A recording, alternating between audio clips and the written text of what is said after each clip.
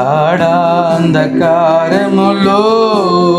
నే నడచిన వేళలలో, గాఢాంధకారములో నే నడచిన వేళలలో, కంటి పాప వలె నన్ను కునుకాక కాపాడును, కంటి పాప వలె నన్ను కునుకాక కాపాడును. ప్రభువైన యేసునకు జీవితమంత పాడేదను, ప్రభువైన యేసునకు జీవితమంత పాడేదను. చెడియను బెదరను నా యేసు నాతో ఉండగా, చెడియను బెదరను నా యేసు నాతో నుండగా. మరణపు లోయలలో నీ నడచిన వేళలో, మరణపు లోయలలో నే నడచిన వేళలో, నీ దూడ్డు కారాయు నీ నన్నము ఆదరించును, నీ దూడ్డు కారాయు నీ నన్నము ఆదరించును. శుద్ధాత్మతో నింపెను నా గిన్నె పొర్లుచున్నది, శుద్ధాత్మతో నింపెను నా గిన్నె పొర్లుచున్నది. చెడియను బెదరను నా యేసు నాతో నుండగా, చెడియను బెదరను నా యేసు నాతో నుండగా.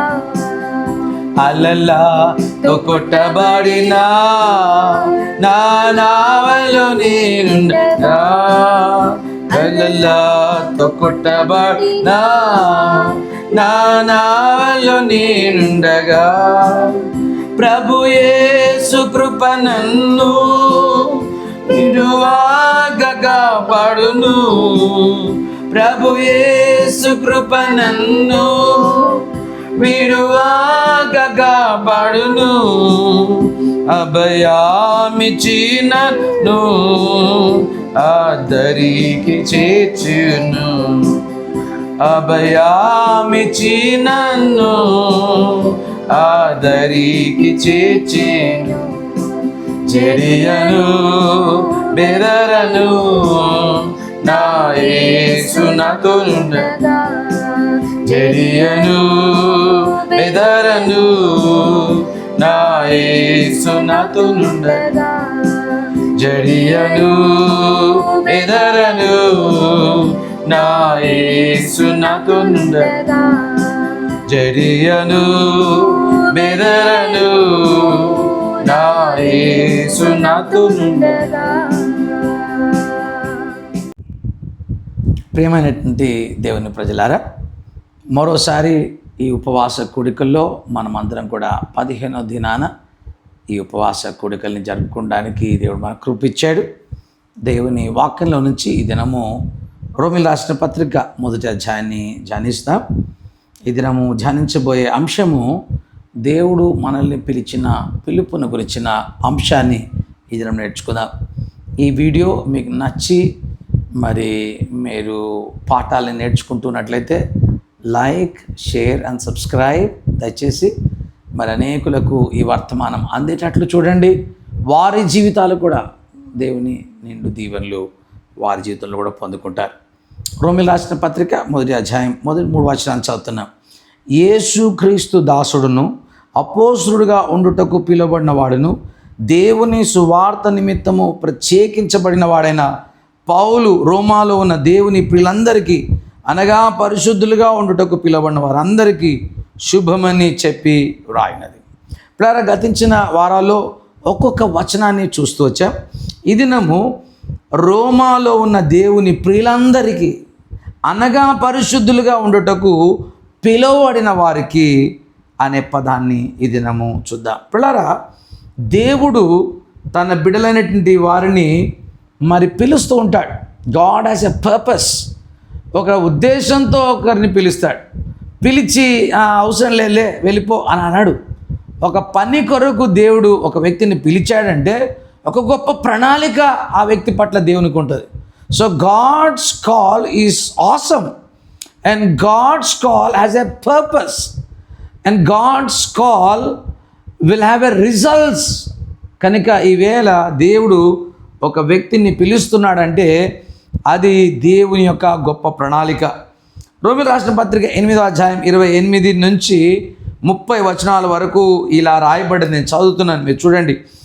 దేవుణ్ణి ప్రేమించు వారికి అనగా ఆయన సంకల్పము చొప్పున పిలువబడిన వారికి మేలు కలుగుటకై సమస్తమును సమకూడి జరుగుచున్నవని ఎరుగుదుము. చూశారా చక్కని మాట. సమస్తం కూడా సమకూడి జరుగుతుంది.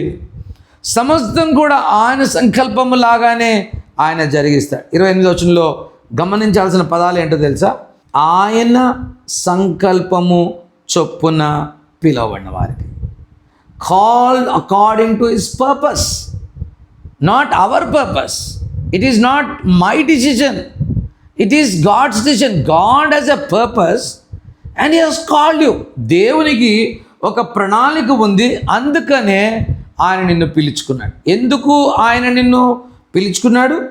ఈ వచనాల్లో మనం చూసినట్టయితే 29వ వచనంలో ఎందుకు పిలుచుకున్నాడంటే తన కుమారుడు అనేక సహోదరుల్లో జ్యేష్ఠుడగునట్లు దేవుడు ఎవరిని ముందుగా ఎరిగెనో వారు తమ కుమారునితో సారూప్యము గలవారగుటకు వారిని ముందుగా నిర్ణయించారు.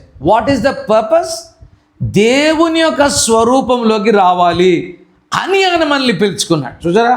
The purpose of God's call is that we should be conformed to the image of Jesus Christ.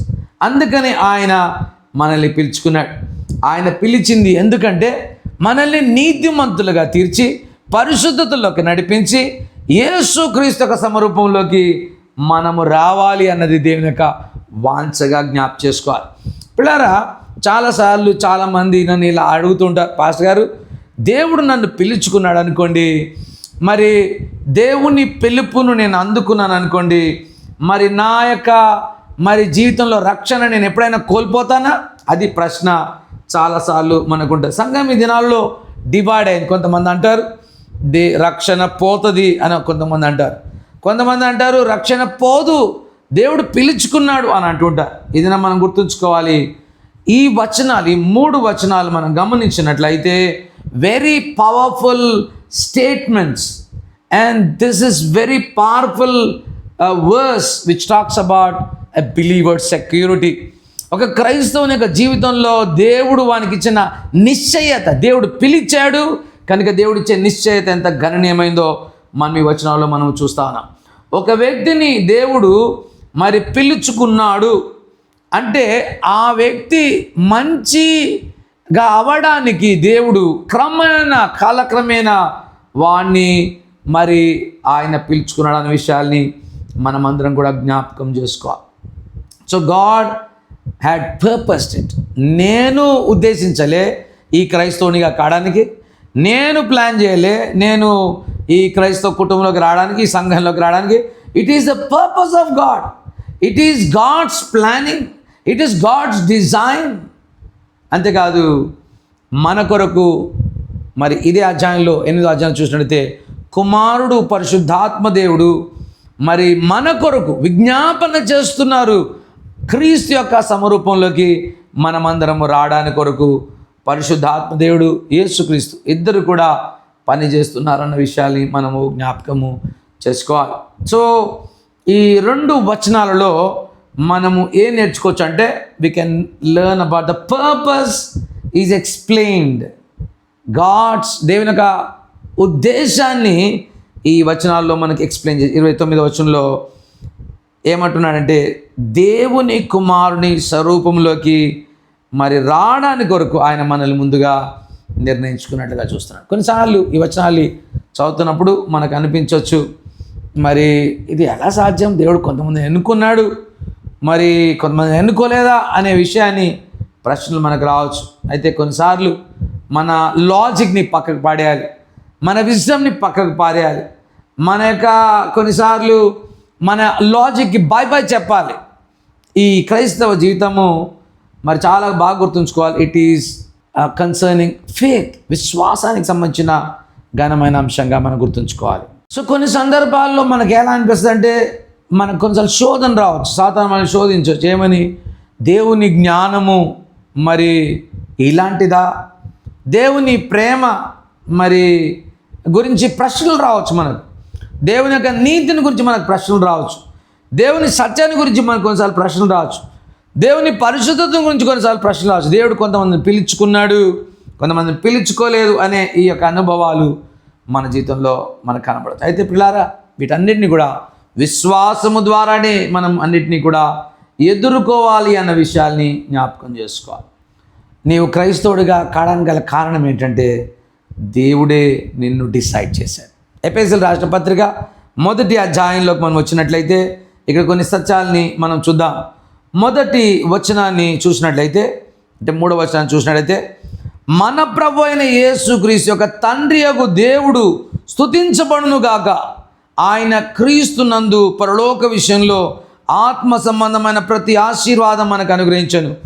దేవుని యొక్క ఎన్నిక, దేవుడు మనల్ని పిలుచుకున్న విధానాన్ని బట్టి పౌలు అంటున్నాడు, మన ప్రభు అయిన యేసుక్రీస్తు యొక్క తండ్రి స్తుతించబడును గాక. Let the name of God be praised. దేవుని నామము మహిమ పొందునుగాక. ఎందుకు మహిమ పొందునుగాక అనే ఆలోచన మనం చూసినట్లయితే, కింద ఆ వచనాల్ని చూడగలుగుతున్న 4 నుంచి 6 వచనాల్లో ఉన్న భాగాన్ని చదువుతున్నాను. ఎట్లనగా, తన ప్రియనందు తాను ఉచితముగా మనకు అనుగ్రహించిన తన కృపా మహిమకు కీర్తి కలుగునట్లు తన చిత్ర ప్రకారమైన దయా సంకల్పము చొప్పున యేసుక్రీస్తు ద్వారా తనకు కుమారులుగా స్వీకరించుటకై మనల్ని ముందుగా తన కోసము నిర్ణయించుకొని, మనము తన ఎదుట పరిశుద్ధులమును నిర్దోషులమై ఉండవలనని జగత్ పునాది వేయబడక మునిపే ప్రేమ చేత ఆయన క్రీస్తులో మనల్ని ఏర్పరచుకున్నట్లుగా చూసారా? Why we need to worship God ఇక్కడ రాస్తున్నాడు. ఎట్లనగా, మనము యేసుక్రీస్తు ద్వారా తనకు కుమారులుగా స్వీకరించడానికి దేవుడు ఎన్నుకున్నాడు కనుక తండ్రికి మహిమ కలుగునుగాక అంటున్నాడు. అంతేకాదు, మనం కుమారులుగా స్వీకరించడానికి దేవుడి పని చేశాడు కనుక దేవునికి మహిమ కలుగునుగాక అనే విషయాన్ని మనం చూస్తున్నాం. పిల్లారా, పాత నిబంధనలో దేవుడు మరి నిబంధన చేసేటప్పుడు 2 పార్టీస్ కలిసి ఒక జంతువును వధించి 2 ముక్కలుగా చేసి ఆ 2 ముక్కల మధ్య ఇద్దరు కూడా నడుస్తారు. ఆదికాండం 15వ అధ్యాయంలో దేవుడు అబ్రహాముతో వాగ్దానం చేస్తున్నాడు. ఎలా వాగ్దానం చేస్తున్నాడు? దేవుడు ఆ 2 ముక్కల్ని ఖండించి వారి మధ్యలో ఆయన నడిచాడు. అయితే అబ్రహాము నడవలే. ఎందుకు నడవలేదు? అబ్రహాముకు గాఢ నిద్ర కలగజేసి దేవుడు ఒక్కడే ఆ యొక్క ముక్కల గుండా 2 వధించబడిన పశువుల మధ్య నడిచాడు. ఎందుకో తెలుసా? దేవుడు తానే తనకు ప్రామిస్ చేసుకుంటున్నాడు. నేను అబ్రహామును దీవించాలి, నేను అబ్రహామును ఆశీర్వదిస్తా అనే కవనెంట్ని దేవుడే చేస్తూ ఉన్నాడు. అబ్రహాము దేవుడు కలిసి చేయలేదు. పిలుపు కూడా అలాంటిదే. దేవుడే మనల్ని పిలుచుకున్నాడు కనుక నీవు యేసును నమ్ముకోగలిగా, యేసు చెంతకు రాగలిగా. కనుక ఈవేళ it is God who has promised or made covenant with himself. తనకు తానుగానే ఆయన వాగ్దానం చేసుకున్నట్లుగా మనం చూస్తున్నాం. ఈ 6వ వచనంలో మనం చూసినట్లయితే, ఎప్పుడు ఆయన మనల్ని ఎన్నుకున్నాడు? భూమి పునాదులు కాకమునిపే ఆయన మనల్ని పిలుచుకున్నాడు అన్న విషయాల్ని కూడా మనము ఈ వచనాల్లో మనము చూడగలుగుతాం. ఎందుకు మనల్ని ఆయన ఎన్నుకున్నాడు? మనము తన ఎదుట పరిశుద్ధలముగా ఉండాలి అని, నిర్దోషులముగా ఉండాలని, జగత్ పునాది వేయబడక ముందుపే ప్రేమతో మనల్ని ఆయన ఎన్నుకున్నట్లుగా చూస్తాం. సో దేవుని చిత్తం చూడండి, నీవు పరిశుద్ధంగా ఉండాలని, నిష్కలంకంగా ఉండాలని, యేసుక్రీస్తులాగా కనబడాలని. యేసుక్రీస్తు తన తండ్రికి ఏ రీతిగా విధేయత చూపించాడో నీవు కూడా అలాంటి విధేయతలోకి రావాలని దేవుడు ఎంత చక్కని ప్రణాళిక వేశాడో మనము చూడగలుగుతున్నాం. 8-9 వచనాలు కూడా కాలము సంపూర్ణమైనప్పుడు జరగవలసిన ఏర్పాటును బట్టి ఆయన తన దయా సంకల్పము చొప్పున తన చిత్తమును గూర్చిన మర్మమును, తన చిత్తం, మన చిత్తం కాదు, ఆ కృపను మన ఎడల విస్తరింపజేశాడు. కనుక పిల్లారా, ఇది దేవుని చిత్తం. ఎన్నుకోవటం, పిలుచుకోవటం అనేది దేవుని చిత్తం అన్న విషయాన్ని మనము గుర్తుంచుకోవాలి. అంతేకాదు, ఇక్కడ ఒక పని మనం చూస్తున్నాము. దేవుడు పని చేస్తున్నాడు, ఆయన చిత్త ప్రకారంగా పని చేస్తున్నాడు. కనుక హీఈస్ వర్కింగ్, ఆయన పని చేస్తున్నాడు. ఎలాంటి పని చేస్తున్నాడు? ఆయన చిత్త ప్రకారంగా మనల్ని ఎన్నుకున్నాడు. ఆయన ఉద్దేశ ప్రకారంగా, పర్పస్ ప్రకారంగా ఎన్నుకున్నాడు. ఆయన ప్లాన్ ప్రకారంగా మనల్ని ఎన్నుకున్నాడు. ఆయన మహిమ కొరకు కూడా ఆయన మనల్ని పిలుచుకున్నాడు అనే విషయాన్ని మనం చూడగలుగుతున్నాం. యోహాను రాసిన సువార్త 1వ అధ్యాయం 12-13 వచనాలని మనం గమనించినట్లయితే ఇక్కడ మనం చూడవచ్చు, తన్ను ఎందరు అంగీకరించురో వారందరికీ, అనగా తన నామమందు శ్వాసం ఉంచు వారికి దేవుని పిల్లలగుటకు ఆయన అధికారం అనుగ్రహించారు. వారు దేవుని వలన పుట్టిన వారే కానీ రక్తము వలనను, శరీరేచ్ఛల వలనను, మనుష్యేచ్ఛల వలనను పుట్టినవారు కాదు. మరి ఎవరి వల్ల పుట్టినవారు? వారు దేవుని వలననే పుట్టినవారు. ఇది దేవుని కేవలము పిలుపు, ఆయనే పిలిచాడు. God decided that we should B his children. కనుక ఈవేళ పిల్లారా, మనం అందరం గుర్తుంచుకోవాలి, పిలుపు అనేది మనతో ఆరంభం కాదు, దేవుడు ఆరంభించాడు, తర్వాత మనం ఆయన దగ్గరికి రాగలిగాం. So it is very clear, దేవుడు తన బిడ్డలైనటువంటి వారందరినీ కూడా ఆయన పిలుచుకుంటున్నాడు అనే విషయాన్ని మనం చూడగలుగుతున్నాం.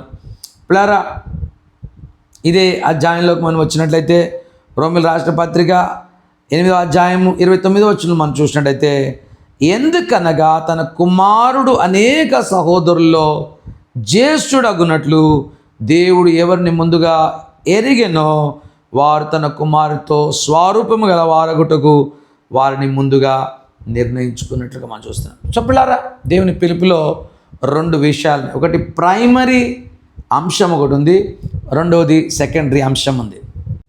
ప్రైమరీ అంశం ఏంటంటే, మనము యేసుక్రీస్తు లాంటి వారము కావాలి, అందుకని పిలుచుకున్నాడు. నీవు యేసుక్రీస్తు లాంటి వాడు కావాలి అని తెలుసుకోవాలి, చాలా ఇంపార్టెంట్ అది. దేవుడు నన్ను క్షమించాడని తెలుసుకోవడం మంచిదే, దేవుడు నన్ను ప్రేమిస్తున్నాడని తెలుసుకోవడం మంచిదే, ఇవన్నీ సెకండరీ. దేవుడు నీ పాపాలని క్షమించాడని తెలుసుకోవడం సెకండరీ. దేవుడు నీకు తన శాంతిని, తన సమాధానాన్ని ఇవ్వాలనుకున్నాడు, మంచిది, అదంతా secondary. What is the primary purpose of calling? That you should become like his son. పరలోకం కూడా సెకండరీ, పరలోకం వెళ్ళడానికి పిలుచుకో, అది కూడా సెకండరీ. పరలోకంలోకి మనం వెళ్తాం ఎట్లా, కానీ ప్రైమరీ ఏంటంటే యేసుక్రీస్తు లాంటి స్వరూపంలోకి మనం అందరం రావాలి, ఆయన ఇమేజ్లోకి రావాలి అనే సంకల్పం చాలా ప్రాముఖ్యమైనది. రోమీయులకు రాసిన పత్రిక 8వ అధ్యాయంలో మనం వచ్చినట్లయితే, మనము దేవుని పిల్లలమే కనుక ఆ హేతు చేత మనము మరి దేవునికి వారసులం. శ్రమ అనుభవించినట్లయితే క్రీస్తుతోటి వారసులం. కనుక ఈవేళ దేవుడు మనల్ని పిల్లలుగా పిలుచుకున్నాడు అంటే యేసుక్రీస్తు యొక్క ఫామ్లోకి రావాలని, ఆయన ఇమేజ్లోకి, ఆయన స్వరూపంలోకి రావాలన్నది దేవుని సంకల్పం అన్న విషయాన్ని మనం గుర్తుంచుకోవాలి. పిల్లారా, ఇక్కడ ఒక పదం చూడండి, దేవుడు ఎందుకు పిలుచుకున్నాడు అంటే ఎగ్జాక్ట్గా యేసు యొక్క ఫామ్లోకి వస్తామని. దేవుడు తన పోలిక చొప్పున తన స్వరూపమందు ఆదామును ఎట్లా తయారు చేసిండో, యేసుక్రీస్తు పోలిక చొప్పున యేసుక్రీస్తు స్వరూపంలోకి మనమందరం రావాలి అన్నది దేవుని యొక్క సంకల్పం. అందుకని యోహాను 3వ అధ్యాయంలో 3వ వచనంలో ఇలా అంటాడు. ఆయన ఏమంటాడంటే, ప్రియులారా, దేవుడు మనకి ఎట్టి ప్రేమను అనుగ్రహించని చూడు అంటూ ఏమంటాడంటే, ఆయన వచ్చినప్పుడు ఆయన ఉన్నట్లుగానే ఆయన చూస్తాం కనుక ఆయనను పోలి ఉంటాం. We will be like him. అది ప్రైమరీ అంశం. నిన్ను క్షమించాడు, మంచిదే, నిన్ను ప్రేమించాడు, మంచిదే, పరలోకానికి ఇచ్చాడు, secondary. But primary you should become like Christ. కనుక ఈవేళ మనం గుర్తుంచుకోవాలి, ప్రకృతి శరీరంగా విత్తపడ్డాం, కానీ ఆత్మస్వరూపంలోకి మనం రాబోతున్నాం. ఎంత చక్కని మాట. మనమందరం కూడా ఆదాం వలన పుట్టాము, కానీ ఇప్పుడు యేసుక్రీస్తు ద్వారా క్రీస్తు యొక్క సమరూపంలోకి మనమందరం కూడా వస్తాం. చివరికి ఒక మాట చదివి మనం ముగించుకుందాం. ఫిలిప్పీయులకు రాసిన పత్రికలోకి వచ్చినట్టయితే ప్రియులారా, ఫిలిప్పీయులు 3:21 చూసినట్టయితే, సమస్తమును తనకు లోపరుచుకున్న జాలని శక్తిని బట్టి ఆయన మన దీన శరీరమును తన మహిమగల శరీరమునకు సమరూపము గల దానిగా మార్చును. ఎంత చక్కని మాట. మన యొక్క శరీరాన్ని, ఈ దీనమైన శరీరాన్ని మహిమ శరీరముగా, అంతేకాకుండా తనకు సమాన రూపమైన శరీరముగా ఆయన మనల్ని మార్చుకుంటాడు. అందుకనే దేవుడు నన్ను పిలిచాడు. ఈవేళ పిల్లారా, దేవుడు ఎందుకు పిలిచాడు తెలుసా? నేను గుడిలో పెద్దగా ఉండాలి, నేను అది చేయాలి, ఇది చేయాలి, నేను అది సాధించాలి, ఇది సాధించాలి కాదు. God has called you for a purpose. క్రీస్తు రూపం నీ లోపలికి వస్తుందా? క్రీస్తు లాంటి వ్యక్తిగా కాగలుగుతున్నావా? క్రీస్తు తండ్రికి విధేయుడైనట్టుగా విధేయత చూపిస్తున్నావా? అన్ని మాటలు వినడానికి నీకు ఇష్టమేనా? దేవుని మాటలు కొన్నిటిని ఎదిరిస్తున్నావా? దేవుడు నిన్ను కోరుకుంది ఆయన కుమారుని యొక్క సమరూపంలోకి నేను తీసుకురావాలని ఆశపడుతున్నాడు. ఎప్పుడైతే ఒక వ్యక్తిని పిలుస్తాడో దేవుడు నీతిమంతులుగా తీరుస్తాడు, పరిశుద్ధపరుస్తాడు. దాని తర్వాత మనల్ని క్రీస్తు లాంటి మహిమాశ్చర్యంలోకి మనల్ని నడిపిస్తాడు. ఎంత చక్కని మాట. పౌలు రోమాలో ఉన్న దేవుని పిల్లలందరికీ అనగా పరిశుద్ధులుగా ఉండుటకు పిలువబడిన వారికి శుభమని చెప్పి రాయండి. God has called you. ఒకవేళ ఈ దినం నేను ప్రభు ఇంకా పిలవకపోతే, ఈ దినం ఇప్పుడే పిలుస్తున్నాడు. ఆయన చెంతకు వస్తావా? ఆయన స్వరూపంలోకి నేను తీసుకురావాలని ఆశపడుతున్నాడు. ఆయన లాంటి జ్ఞానం, ఆయన లాంటి దీనత్వం, ఆయన లాంటి విధేయత కలిగిన హృదయం, ఆయనను పోలి జీవించే గొప్ప జీవితాన్ని నీకు ఇవ్వాలని ఆశపడుతున్నాడు. అలాంటి గొప్ప ఉన్నతమైన పిలుపునకు విధేయుడు కా. దేవుడు నిండారుగా దీవించి ఆశీర్వదిస్తాడు. ప్రార్థన చేసుకుందాం. నమ్మదగిన దేవ, సత్యస్వరూపమైన తండ్రి, ఈవేళ నువ్వు మాకు ఇచ్చిన ఈ అద్భుతమైన మాటలకే వందనాలు. మేము నేను జాగ్రత్తగా ప్రేమించి నిన్ను హత్తుకొని బ్రతికే గొప్ప కృప దయచే ప్రభా. నీ సహాయం, నీ ఆదరణ నీ ప్రజలకు అందించండి.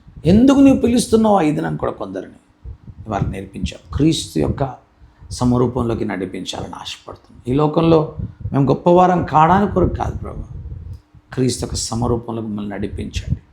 నీ మహిమైశ్వరం మమ్మల్ని నడిపించండి. నీ ముఖకాంతో తృప్తిపరచండి. యేసు దివ్యమైన ఘనమైన నామమున ప్రార్థించి వేడుకుంటున్నాము గొప్ప తండ్రి. ఆమేన్.